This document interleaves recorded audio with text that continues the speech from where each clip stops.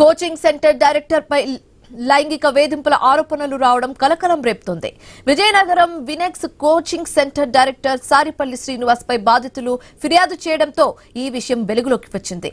రెండో పట్టణ పిఎస్ లో 20 మంది ఫిర్యాదు చేశారు. మొత్తం 25 మంది బాధితులు ఉన్నారని తెలుస్తుంది. సారిపల్లి శ్రీనివాస్ అసభ్యకరంగా ప్రవర్తించారని బాధితులు ఫిర్యాదు చేశారని సీఐ తెలిపారు. బాధితులను మహిళా పోలీస్ స్టేషన్ కు పంపించామని వెల్లడించారు. అక్కడ కేసు నమోదు చేసి దర్యాప్తు చేపడతామని సీఐ తెలిపారు.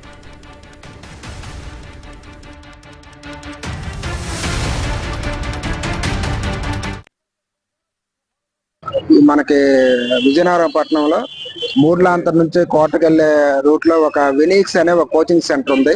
ఆ కోచింగ్ సెంటర్ సారిపల్లి శ్రీనివాస్ అనే వ్యక్తి నడుపుతూ ఉంటారు.